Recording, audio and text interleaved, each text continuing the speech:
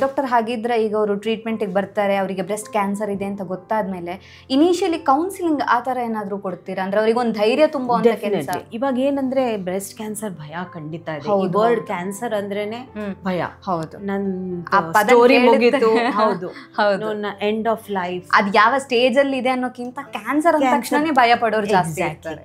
But ಇವಾಗ ಆ ಥರ ಇಲ್ಲ, ಬಿಕಾಸ್ ತುಂಬಾ ಅಡ್ವಾನ್ಸ್ಮೆಂಟ್ ಆಗಿದೆ ಟ್ರೀಟ್ಮೆಂಟ್. ಮೊದಲ ಕಾಲದಲ್ಲಿ ಒಂದು 20 ವರ್ಷ 25 ವರ್ಷದ ಹಿಂದೆ ಆ ಥರ ಇತ್ತು. ಇವಾಗ ಇನ್ಫ್ಯಾಕ್ಟ್ ಬ್ರೆಸ್ಟ್ ಕ್ಯಾನ್ಸರ್ ಅಲ್ಲೇ ಮ್ಯಾಕ್ಸಿಮಮ್ ರಿಸರ್ಚ್ ಆಗಿರೋದು, such that more and more patients are getting cured. ಅಂದ್ರೆ ತುಂಬಾ ನೆಗ್ಲಿಜೆಂಟ್ ಆಗಿದ್ರೆ ಯಾರಾದ್ರೂ ಲೇಡಿ, ಅವ್ರಿಗೆ ಮಾತ್ರ ಇದು ಪ್ರಾಬ್ಲಮ್ ಬರೋ ಸಾಧ್ಯತೆ.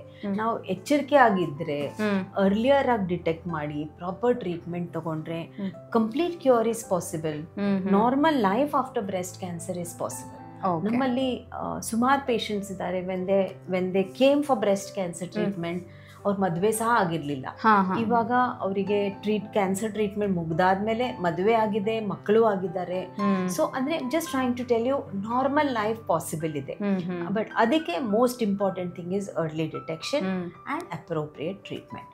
ಅರ್ಲಿ ಡಿಟೆಕ್ಷನ್ ಖಂಡಿತ ಅದು ನಮ್ಮ ಕೈಯಲ್ಲಿದೆ, ನಮ್ಮ ಕಂಟ್ರೋಲ್ ಅಲ್ಲಿ ಇದೆ. ಎಷ್ಟು ಡಿಲೇ ಮಾಡ್ತೀವೋ ಅಷ್ಟು ಪ್ರಾಬ್ಲಮ್ ಆಗೇ ಆಗುತ್ತೆ. ಹೌದು, ಹಾಗಾದ್ರೆ ಬ್ರೆಸ್ಟ್ ಕ್ಯಾನ್ಸರ್ ಬಂತು ಅಂತ ಹೇಳಿದ್ರೆ ಅದು ಕಂಪ್ಲೀಟ್ ಆಗಿ ಕ್ಯೂರ್ ಆಗುತ್ತೆ, ಗುಣಮುಖ ಆಗುವಂತ ಸಾಧ್ಯತೆ ಇರುತ್ತೆ. ಡೆಫಿನೆಟ್ಲಿ ಇರುತ್ತೆ.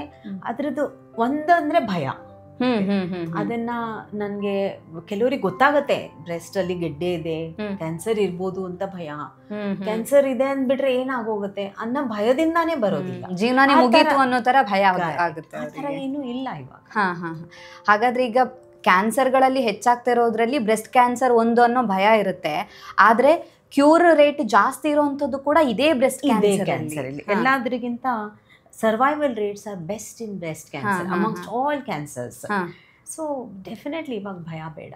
ಹೌದು, ಸೊ ಟ್ರೀಟ್ಮೆಂಟು ಇವಾಗ ಅಡ್ವಾನ್ಸ್ ಟೆಕ್ನಾಲಜಿ ಇದೆ.